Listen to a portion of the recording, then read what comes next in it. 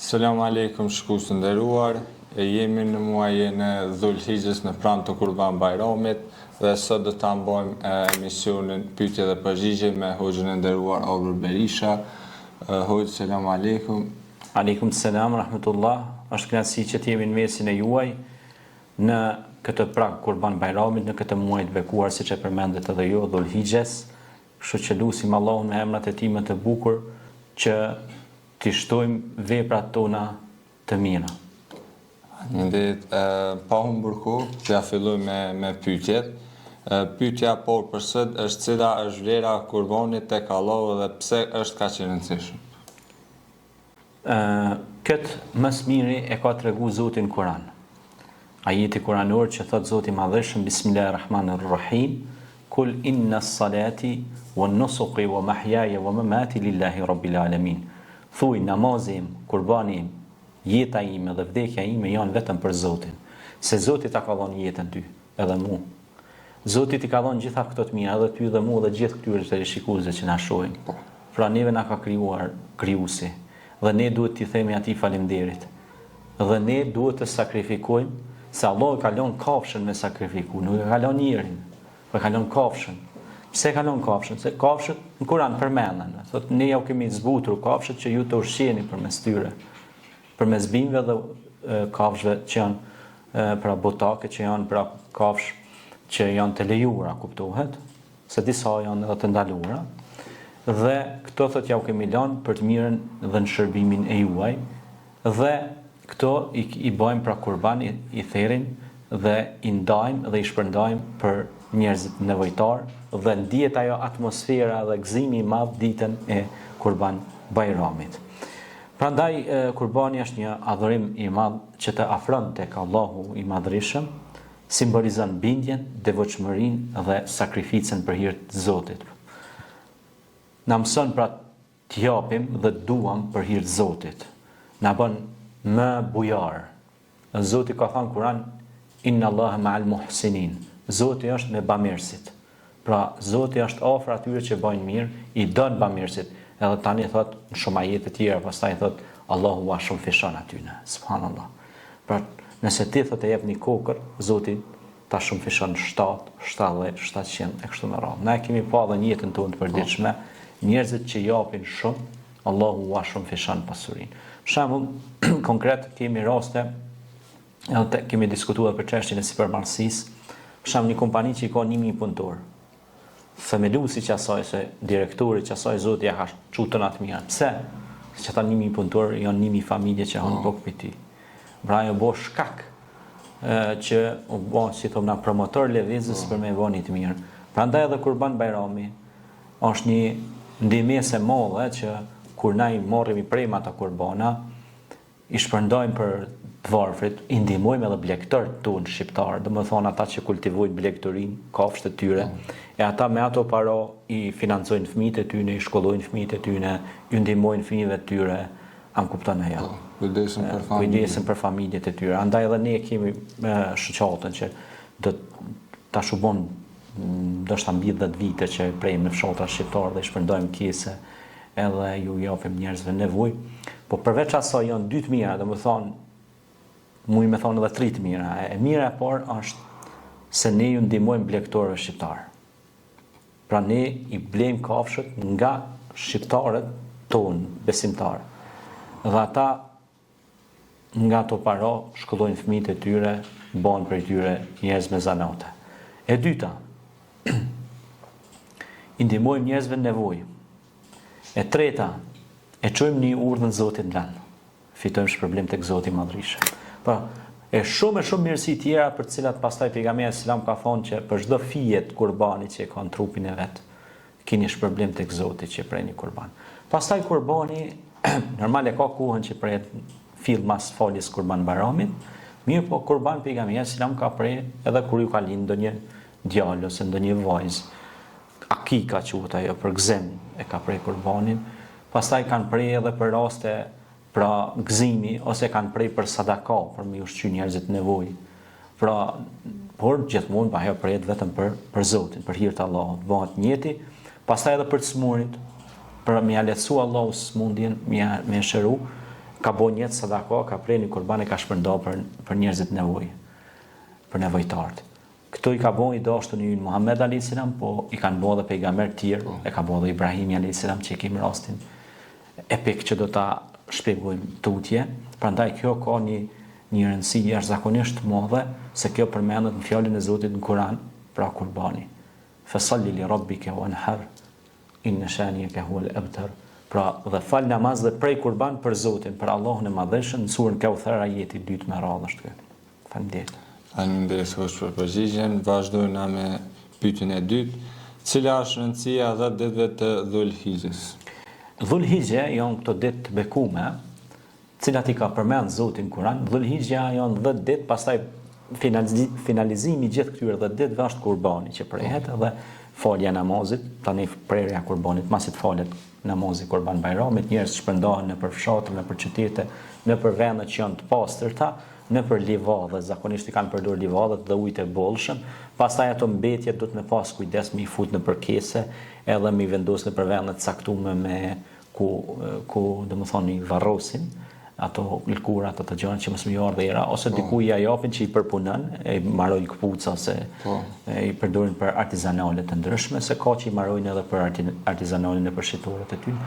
Por ne i japim dhurat edhe ato. Domethënë edhe mishit, po edhe ato i dhurojmë njerëzve që t'ju ndihmojmë atyre. Për të njëjtën kohë, ata që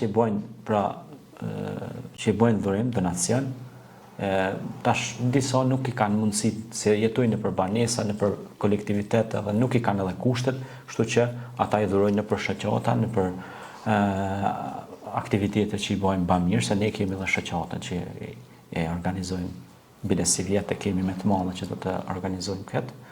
E kemi organizuar mbi ndoshta u bën 15 vite që jemi kanë të shtrirë diku në 20 fshatra, tash jemi të shku të 40, inshallah, dhe në 73 fshatra, i kemi kasapet edhe i shpërndajmë, atë ditë edhe gëzohemi, i japim edhe nga një Kur'an falas, nga një libër formë namazi falas, në atë kohë që t'ju rikujtojmë njerëzve që ta mësojnë besimin, t'jenë më afër familjes, më afër shtëpisë, më afër krijuesit që ka kriju edhe këtë familje, edhe këtë shtëpi të kësaj familje, e Zoti i bekoftë gjithë njerëzit kudo që janë, edhe i afroft në këtë dhe ditë të Dhul-Hijhes edhe më shumë.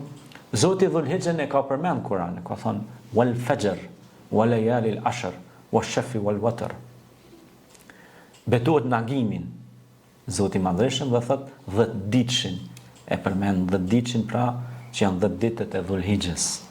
Allahu thot i kemi beku ato ditë dhe në këto ditë duhet të bëj sadaka më shumë, duhet me i përqafu prindit më shumë, duhet me lut për prindit më shumë, duhet me largu një therr nga rruga më shumë, duhet me buzëqesh më shumë, duhet me dhuru paqe më shumë njerëzimit në këtë kohë trazirash, që pe shohim edhe vetë se është kohë shumë e vështirë, që duhet me pas kujdes, me promovu më shumë paqen, njerëzimi më shumë se kur sot ka nevojë për paqe, për afërsi mes njëri tjetrit dhe për ndalimin e luftrave. Kështu që këto ditë janë ditët më të vlefshme të vitit tek Allahu, e veprat janë shumë dashtuna tek Zoti në këtë ditë, pra, e duhet më shumë fishu këto vepra më shumë. Edhe me falë edhe namaz istihare, namaz nafile, dhikr, istighfarin me shtu më shumë, istighfarin, estagfirullah, Zot na fal. E kjo është pra rëndësia shumë e madhe e këtyre 10 ditëve, që na duhet të forcohemi më shumë në vepra të mira. Faleminderit për përgjigjen. Vazhdojmë me pyetjen e radhës. Çfarë sevapi ka për çdo pjesë të kurbanit? Po, siç e tham, në kurbani kur prehet, duhet drejtu pra ka kibla, edhe duhet, do thot, pasur kujdes mos me maltretu. Po.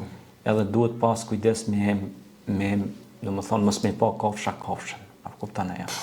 Sepse e shkakton mërzi.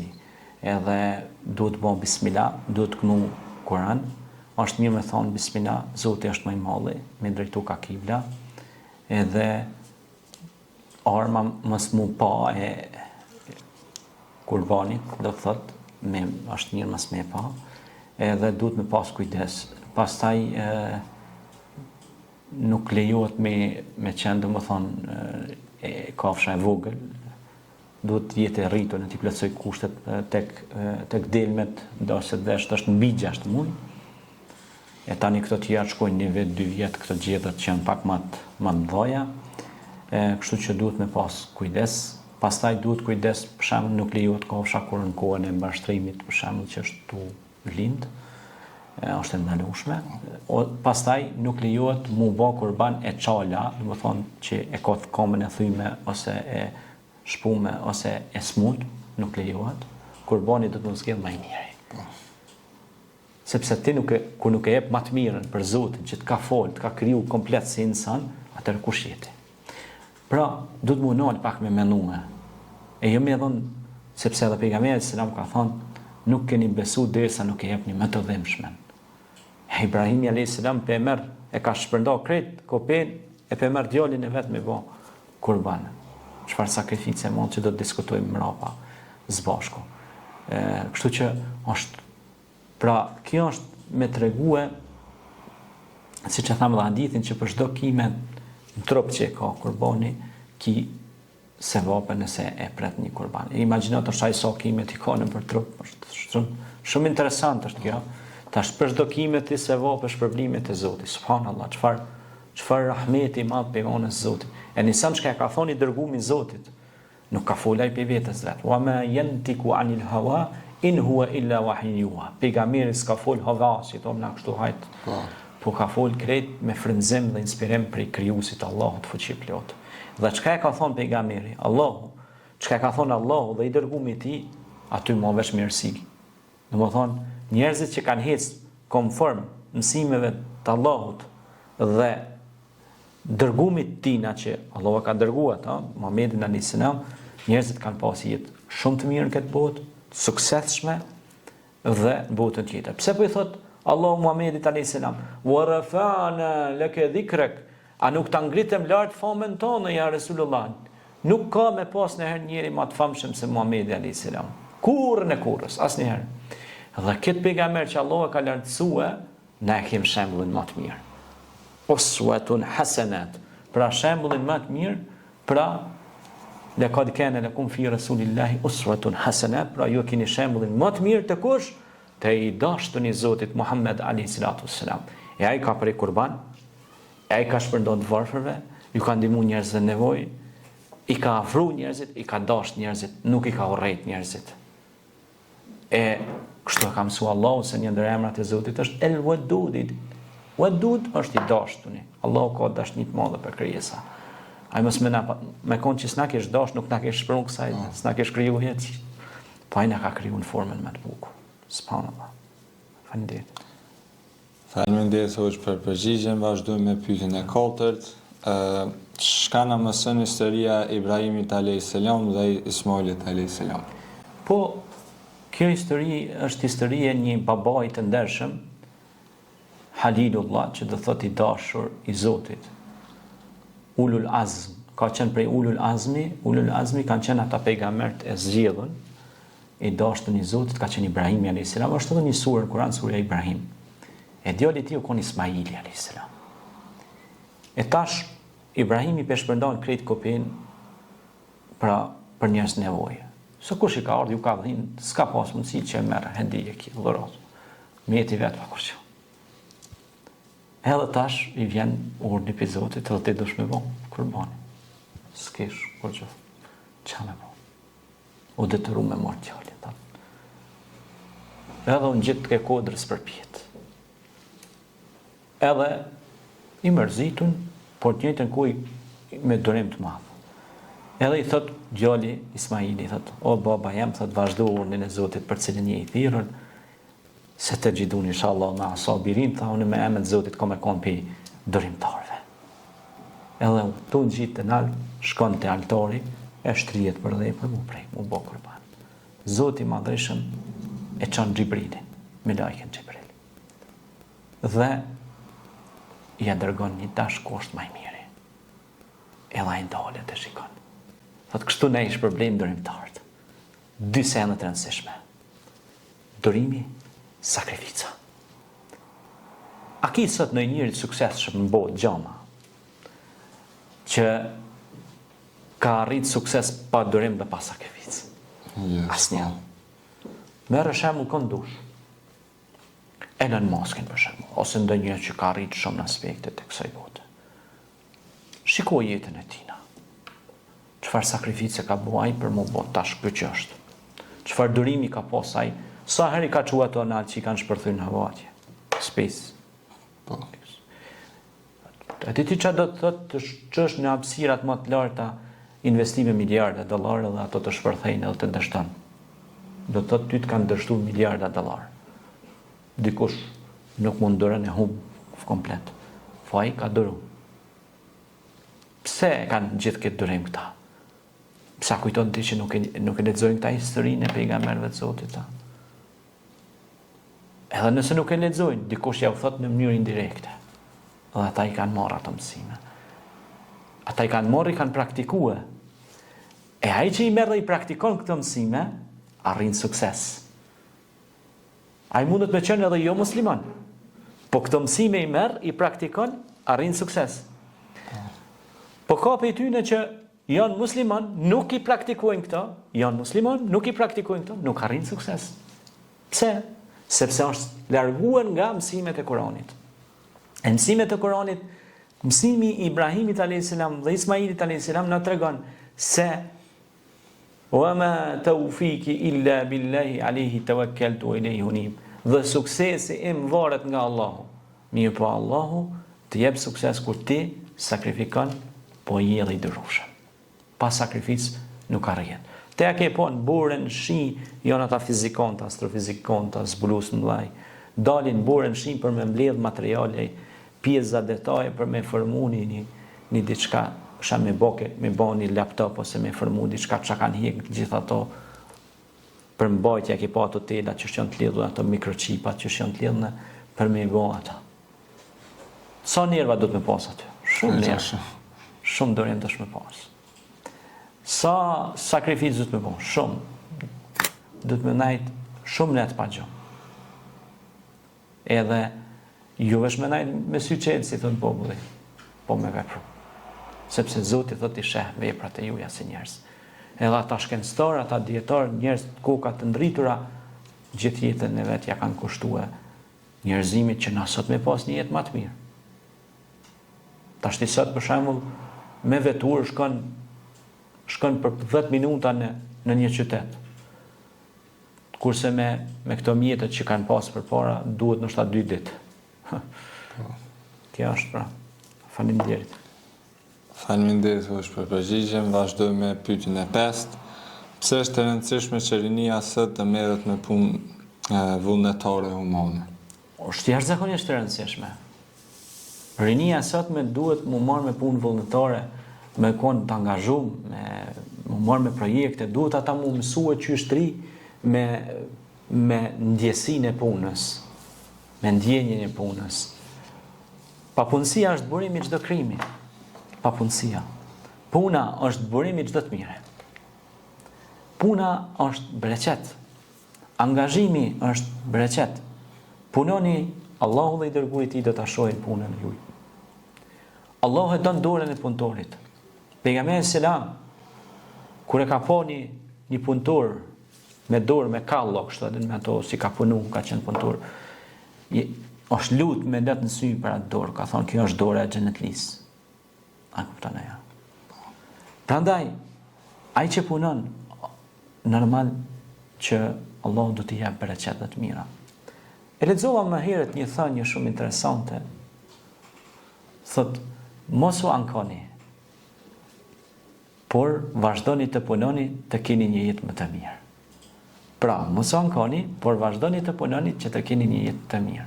Nëse ne punojmë, do të kemi një jetë mirë inshallah, por edhe jeta tjetër inshallah do të jetë e begatshme, sepse ne punojmë këtu që t'i lëm brezave që vinë. Shikoj çka është e mira punëtorit. Punon këtu, edhe jeton mirë vet, po ja ndërton edhe brezave që vinë pas. Po të njëjtën kohë, ka shpërblim të Zotit se kalon të mira në këtë botë. E pe që aty në të mirave që i kalon, ai e merr shpërblimin edhe në botën e përtejme. Pra që kjo është sadakatul xharia.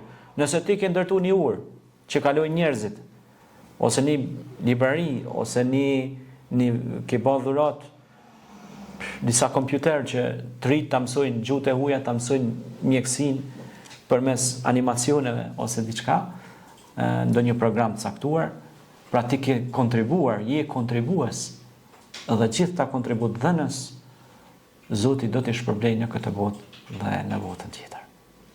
Prandaj këta të ri duhet merren me aktivitete humane, të mësohen me ndjenjen që mi ndihmu tjetrit, edhe ta fitojnë ashpëritë që është moshë rinore. Kjo është. Faleminderit hoxh për përgjigjen. Vazhdojmë me pyetjen e 6. Si lidhet Kurban Bajrami me ndihmën ndaj të varfërve? Kurban Bajrami nuk është pra vetëm adhurim personal, por është një akt social, publik, që është e mirë për të gjithë popullin. Kjo mishi prandohet për të varfrit, smurët, bonjakët, nevojtarët, forcon lidhjen shoqërore mes njerëzve, forcon lidhjen mes kojshive, i bën mos më konë të padashtën me njëri tjetrin, por edhe fare fisnore, mbledhet fisi, mbledhen kojshia, njerëzit, shtohet akti i devotshmërisë, shtohet pasioni për të bërë punë të mira, është gjest bamirës, gjest human ky pra, edhe shtohet ajo kujdesi ndaj njëri tjetrit dhe solidariteti ndaj njëri tjetrit, dhe vim të ajo pika që njeriu është njeri, nuk është kafsh. Njeriu është më afru me njëri tjetrin, dhe Zoti ka thënë Kur'an: "Wa ta'awanu 'alal birri wat taqwa wa la ta'awanu 'alal ithmi wal 'udwan." Bashkëpunoni në bamirësinë, punë të mira, në devotshmëri, e jo në urrëtie dhe armiqësi ndaj njëri tjetrit. Kjo është. Prandaj ky akt është ndihma ndaj njerëzve në nevojë. Pra siç e thamë edhe më herët, ne për shumë vite kemi bën këtë akt, gjithë ata që duan me kontribue, i kanë këtu poshtë gjitha detajet ku mund të kontribojnë. Ne thërrjen e kurbanave kemi bërë edhe live, ju kemi çuar edhe video privatisht njerëzve, disave për tyre ju kemi thirrë edhe emrat e tyre në shenjë respekti, për me tregu që janë kanë donator, edhe këto e bëjmë përsëri, mujmë me bë edhe thirrjen live, kështu që janë të mirë se ardhën gjithë ata që duan me kontribu. Ose në zyret e shoqatës këtu, ku jemi, e kemi një shoqatë, por munden edhe online, munden edhe me platforma të caktuara. Për detaje të më shumta, munden me na shkruaj në numrat kontaktues në adresat përkatëse të shoqatës. Faleminderit. Faleminderit hoxh për përgjigjen. Vazhdojmë me pyetjen e fundit. Çfarë mesazhi për përfundimtar do t'i japni të rinisë dhe besimtarëve? Mos e humni mundësinë për të bërë mirë. Jeta është shumë e shkurtë, ne duhet të bëjmë vepra të mira sa të jetojmë. Prandaj, bëj mirë se të gjesh mirë. Zoti ka thënë Kur'an: "Hel jazau li ihsani ila ihsan." Mirësia me mirësi ka me të kthyer.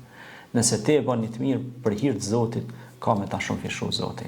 Andaj, bëne mirësinë modus vivendi, mënyrë të jetuarit. Pra bëne shprehi mirësinë. Jeto me mendimin e mirë, me veprimin e mirë, dhe bashkëpuno në punë të mira. Kështu na mëson edhe Zoti në Kur'an që me bashkëpunu pra në punë të mira. Pastaj Zoti thot Kur'an: "Innal ladhina amanu wa amilus salihat ulaika hum khairul bariyah." Ata që ka bëjnë vepra të mira, janë krijesat më të dashtuna tek one, te Zoti. Pra kush ko kanë krijesat më të dashtuna tek Zoti, ata që ka bëjnë vepra të mira. Pra, kjo është pra që na duhet i shumëfishojmë të vepra të mira, dhe shumëfishimi i veprave të mira na i rrit mirësitë edhe në familjet tona, edhe në shëndetin tonë. Allahu na baft për atyre që bëjnë vepra të mira, ja Rabbel Alamin. Allahu i shtoft bamirësit, ja Rabbel Alamin. Allahu i shtoft bamirësit, ja Rabbel Alamin. Sepse grada më e lartë është të qenurit muttaqin, ose muhsin, bamirës. Kur edhe Zoti ka thonë Kur'an: "Hudan lil muttaqin." Ky Kur'an është udhëzim për bamirësit. I ka ngrit më larti. Na bëj Zoti për ty, ja Rabbel Alamin. Amin. Faleminderit edhe një herë. Faleminderit hoxh për përgjigjet, kjo ishte gjitha për sot. Faleminderit që kemi marrë kohën për në ardhur në emision. Edhe ju falenderoj gjithë shikuesët që na keni ndjekur në emisionin e sotëm dhe ju uroj një ditë të mbarë.